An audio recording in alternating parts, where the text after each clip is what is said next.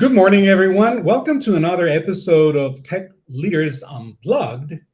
And today we are getting unplugged with Mahesh Baxi, the CEO and co-founder of Provus. And of course, as ever, co-hosted by my fellow teammate, Wade Hello, Erickson. everyone. Erickson, welcome to the show. Welcome, gentlemen. Thank you so much. Thanks for having me. Absolutely. It's our pleasure. We look forward to this conversation, Mahesh. So, I'd like to start off by you. Tell us a little bit about you, well, us and the audience, about you and Provus. What's it all about? So let's start with that, and then we'll continue with the topic. Thank you. Make it a grant. Great, absolutely. Carlos and Wade, thank you so much for having me. Really pleasure and looking forward to this conversation. A little bit about me. Been in the industry close to 30 years now, but there are really two key domains that I'm super passionate about and where I've spent most of my professional life. One is a domain called quote to cash. And quote to cash kind of covers everything from your lead all the way to getting the cash or getting paid, and that actually covers a lot of different spectrums, right? I mean, the quote to cash has actually become sort of mainstream in the last 15 years. And I've worked in this industry, going back to 2001, starting with a CLM, contract lifecycle management company, a pricing optimization company. Then I was a first employee of a company called Aptus, which is now known as Conga, which kind of defined this category called quote to cash. And so super passionate about that. And I'll talk about Provus and how it relates to quote to cash. But the second domain is HR tech. And I've done my entrepreneurial stints in HR tech domain. Because I believe the technological advances have a lot of potential to change the HR tech industry, and so that's what I did. Most of all, I love solving complex business problems for the enterprise customers. That's really how I would define my professional career, and that's what I've done. Now, coming to Provus, Carlos, Provus is basically a services quoting automation platform, right? What we essentially do is we enable the quote to cash motion for the services. And when we say services, it's all kinds of services. To name a few, it could be professional services, consulting services companies. It could be asset-based services, pharmaceutical services, transportation services, and so on and so forth. The reason we started Provus, me and my co-founder started Provus, is because there was a lot of tailwind about success of product CPQs and quote to cash when it comes to products like a physical touchy-feely product or software subscription products. But when we asked about 30 companies, this is 2.5 years ago when we started Provus, when we asked around to about 30 companies of all different sizes, everyone was doing services quoting on Excel spreadsheets. And as we know, a lot of enterprise software products are built solving problems that are done on Excel spreadsheets today. So we'll talk more about Provus, but at the end of the day, we automate the entire services quoting process right from your scope discovery to estimation, to quoting, to creating multiple different scenarios, approvals, collaboration, output documents such as SOW, and of course, all the kind of northbound and southbound integrations as well. But that's what we do. Thank you so much, Mahesh. So now let's move on to the topic as chosen by you. So we're going to be talking about AI-led services quoting, right? So we're going to be discussing and elaborating on service-based organizations quoting automation for sales teams. Okay, first question that I have for you is why did you choose this topic? Why did you feel it was relevant for this day and age? Let's start there, please. Yeah. No, that's a great question.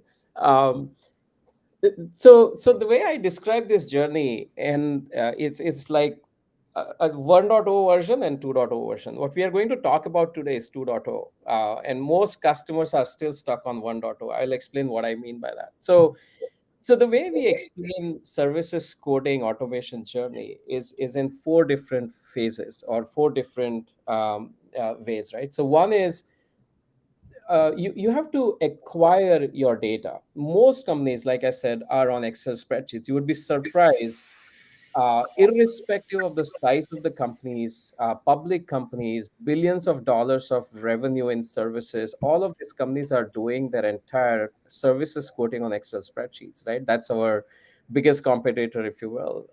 And so we are in the process of kind of retiring Excel spreadsheet based processes and bring them onto more modern way of doing the services quoting. But most customers struggle with acquiring the data that you need for your services quoting to be intelligent, to be smarter, and to learn from the historic the data. Then the second phase we talk about is then you have to organize. Once you start acquiring this data, you have to start organizing that data in a meaningful way. The third one is really analyze, as we call it. The analyze is now that you have acquired and organized your data when it comes to services quoting, you can start analyzing, right? All of these three things, which is acquire, organize, analyze, is what we call 1.0 journey, right? And most customers are still on 1.0 journey. The Mhm. 2.0 is now which is what we call the fourth phase in the evolution journey, is the prediction, right? Mhm. Now you want to start, if you have done those three things really well in terms of acquiring, organizing, and analyzing those data well, then you are at a stage where you can advance to 2.0 journey and you can start predicting what's going to happen or start getting recommendations. Now this is where the AI technologies kind of come in, right? And this is one of the areas. So if I step back and look at a lot of the processes in the sales area, right? You look at lead management, you look at opportunity management, you look at professional services automation, you look at ERP, you look at contract lifecycle. All of these processes have evolved over the last 10-15 years, and they are at an advanced stage where you can start applying the AI. But when it comes to services quoting, you won't believe, to all of our customers we ask that question, which is, can you give us a data in a structured format that can be ingested into our AI engine so that you start getting recommendation? And guess what the answer was? No one actually has the data that can be ingested directly into the training modules of our AI engine, right? And Wow. that's the reality, right? So basically, the 2.0 journey is something that we are super excited about, and I think that's one of the, when we say we enable the quote to cash for services, this is one of the few areas left to be automated in the enterprise businesses. And AI is very ripe, and we just need to kind of fast forward the acquire, organize, and analyze pieces and get customers onto the 2.0 journey very quickly, because the advantages of that 2.0, which is something that we'll talk about as we go along and if time permits, is tremendously useful for the enterprise companies when it comes to revenue maximization and margin optimization. Great. Thanks again. That was so enlightening. Wait, I know you have some questions, right? You want to go ahead and jump? You're on mute. There we Wait. go. Yeah, I was on mute. So my experience, of course, is that 1.0 version, which is the product CPQ that you talked about. And, given the tangible world is often easier to visualize than the intangible world of services, can you talk a little bit about some of those nuances? So folks like me that come from, having complex bill of materials and those kind of things that are tied within the sales process as we're collecting maybe some of the environmental issues that need to be posed to the proposal engine to come up with the structure, and then of course the tie into the ERP and bill of materials. How does that translate into the intangible world of services and some of those kinds of handoffs? And then, like you said, where the AI is kind of used to make that process smarter, if that Yeah, yeah, makes sense. that's a great question, right? So I'll talk about that in two parts. One is the 1.0 part, which will explain the kind of comparables in terms of the bill of materials world, which is what we call the product CPQ, and we are basically services quoting or services CPQ.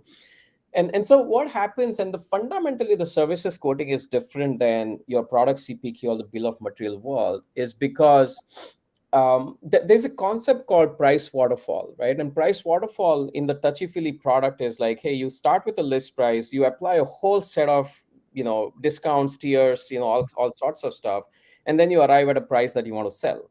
It could be complex, but it's fairly straightforward, and it's a price waterfall concept. When it comes to services, it's a multi-dimensional approach. And what I mean by multi-dimensional is the concept of price waterfall no longer applies. You are dealing with different dimensions. On one dimension, you are dealing with very um, complex scope that you have to dynamically figure out with the customers, right? If you were to implement ERP, you have to you know how to sell ERP software, which is, hey, this many users, this many subscriptions, this many 3-year contract per user per month, voila, and you apply a bunch of discounts and stuff like that, and you know how to sell the subscription. But because you are selling that subscription for $1 million does not translate into your services being $1 million, right? For you to say that, hey, it's going to cost you $1 million to implement our ERP software for you, you have to go through the entire scope discovery. You have to figure out, okay, how many processes am I going to automate? What are the integrations I'm going to do? What is the workflow process look like, right? So you have to do all of that stuff. So that's just one dimension. The second dimension of that is the resources. And then resources could come from many different locations depending on the kind of company you are and where you offer those resources from. Then the resource mix. Sometimes you can get away by 50% onshore, 50% offshore, but sometimes maybe you need 70% onshore because it's the kind of company or kind of project or customer that is. Resource mix, like you can do a good mix of senior and junior resources to get the project done, and all that kind of stuff. And then on top of all of this is, hey, how are you going to ramp up and ramp down your resources which can still deliver your scope, right? So now you're looking at like so many different dimensions as opposed to the price waterfall in the product world, and which is what makes the services quoting very, very unique. If not more, it's equally complex as product CPQ. And if it's not bigger, it's equally big as the product CPQ, right? Because now you're talking about professional services companies, consulting services companies, asset-based services companies, all sorts of stuff. And each of them have very different nuances in terms of how I estimate, how I quote. And the fun thing, Wade, about this industry and especially services quoting industry is, and I'm preaching to the choir to two of you here, is like you create a first baseline quote and I put that in front of the customer, and it's not like, okay, where is the dotted line, I'm ready to sign. It never happens like that. What happens from that on is an extremely messy affair. What that means is customer will come back and say, well, I don't have $1 million budget, I have a 800K budget. Now, yeah, I mean, if you're desperate to win that business, you can say, okay, I'll give you a 20% discount and let's close the deal. But unlike your product CPQ, if you extend 20% discount in the services quoting world, what happens is you are actually underselling your highly sellable, highly skilled resources because you are taking a margin hit across the board, right? But and this is now I'm transitioning into the phase 2.0 of the evolution, which is, until now everyone has been doing what I just described, which is like, oh, let's put the Excel spreadsheet together, let's just throw a 20% discount to get the deal done. Nobody knows exactly how you sold the deal. Nobody knows exactly what happened through the negotiation of the deal. Like one of our enterprise customers told us, the CEO of this company told us that they end up with 55 different versions of Excel spreadsheet in the 6 months of negotiation. And he's like, I have no clue what I'm signing. I have no clue what has been considered. I just, basically at that point in time, I just trust that the team has considered everything that possibly that can be, right? But no one can figure out anything out of the 55 versions of Excel spreadsheet, which is where our scenario modeling and some of the advanced features kind of come in. But transitioning into 2.0, this is where the fun begins. And this is where a huge opportunity is there in the industry overall for AI to actually change the way the services quoting works. Imagine, you have done hundreds of these projects. Let's say ERP implementation in our example. You have done hundreds of these projects. Both you have sold these projects and you have executed these projects, right?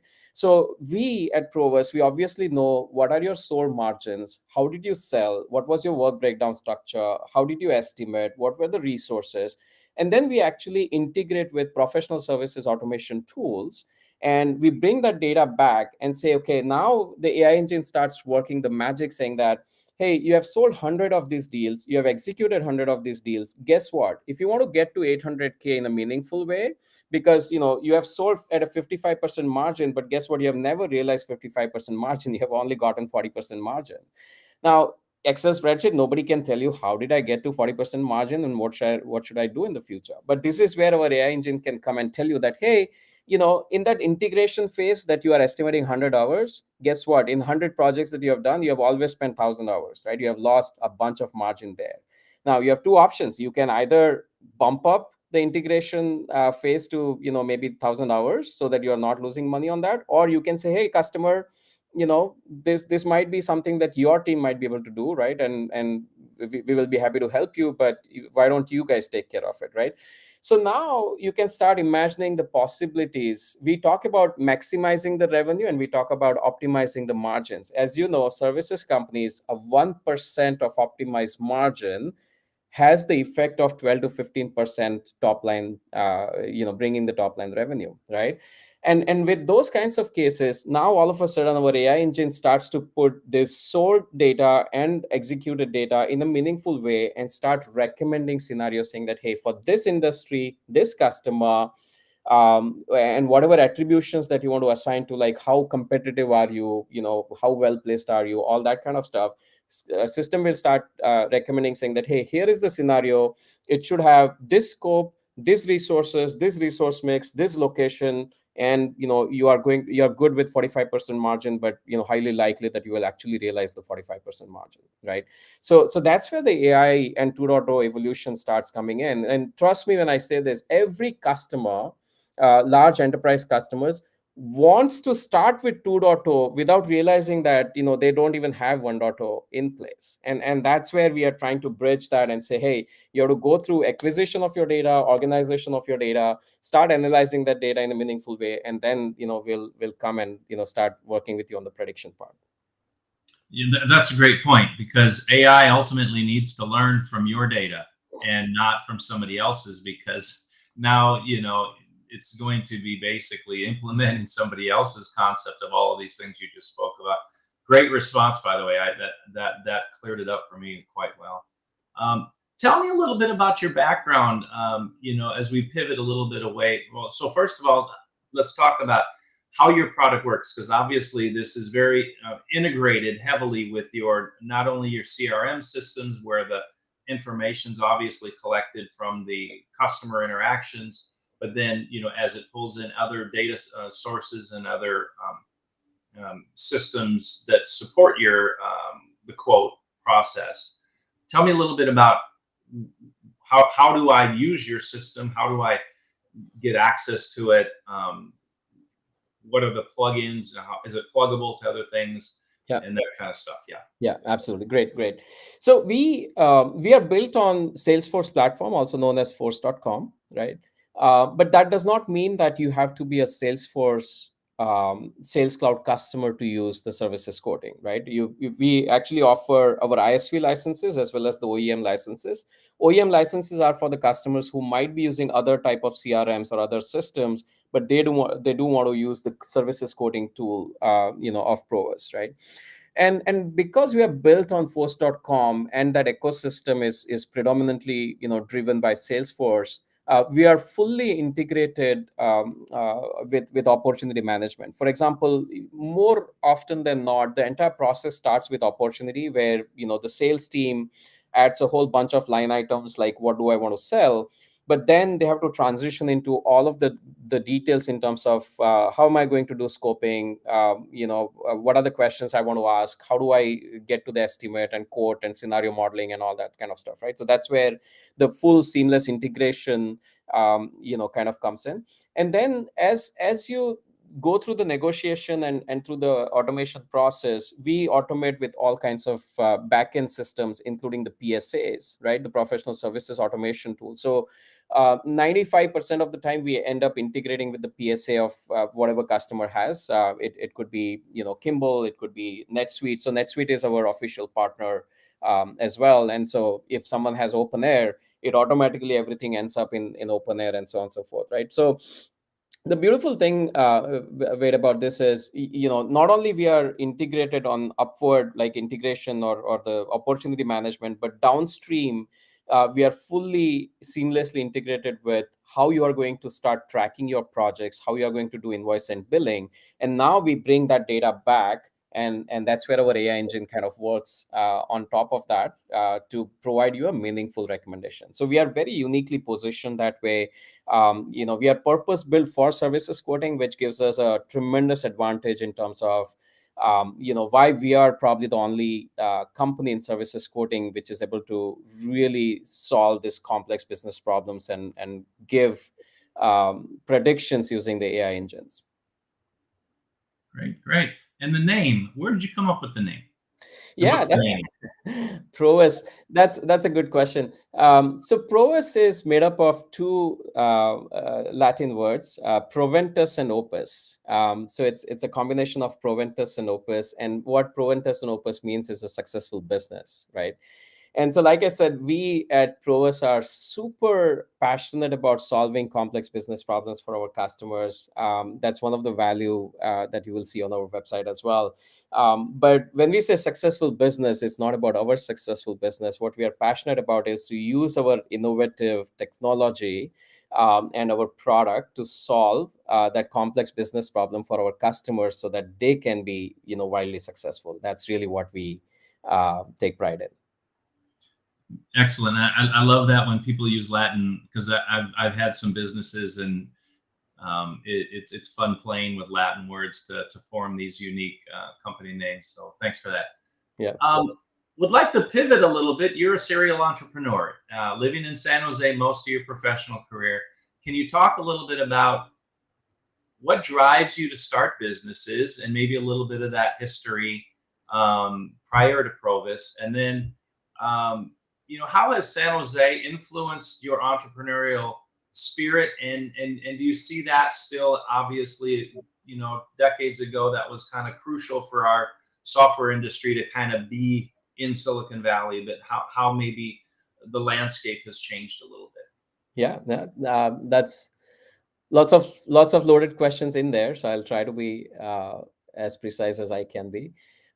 Let's talk about what drives me to the entrepreneurial journey, right? I think, and it's different for different people. I think what's important from my perspective is really the domain knowledge, right? You have to be passionate about the domain that you are going to solve the problems for. Obviously, every company is solving one problem or the other based on based on what the product you are going to create can do for your customers. But I think, when I talked about the Provus, which is enabling the quote to cash for services, like I said, I've spent 20 plus years in this domain and super passionate, super deep into, when it comes to the quote to cash domain, right? And then the second one I talked about was the HR tech, and I've been very, very closely working in the HR tech domain for most of my life. And again, the domain knowledge in terms of what happens in that industry is really critical to be able to create the confidence with your customers and inject that confidence with your customers, right? So if you're an entrepreneurial about to jump on an entrepreneurial journey, if you're thinking to start your company, and I'm sure everyone has lots of ideas, I think my one recommendation would be to stay close to an idea which is which can be backed up by your domain knowledge, whatever that domain might be, right? Because it brings a lot of credibility to your experience, to your product, to your customers, and all of that kind of stuff. So that's number one. Number two, I think, I've been in Silicon Valley for close to 26 years now. I just landed here. It was coincidence maybe, and never left,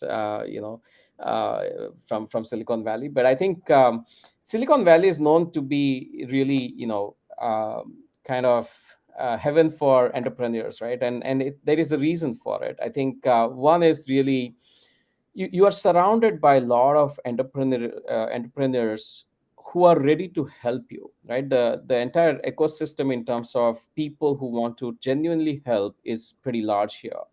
the failure is not considered as something that's taboo, or hey, you should not talk about your failures and stuff like that. In fact, if you fail and if you're open to talk about it, I think there's a lot of learning that you can get from other entrepreneurs as well.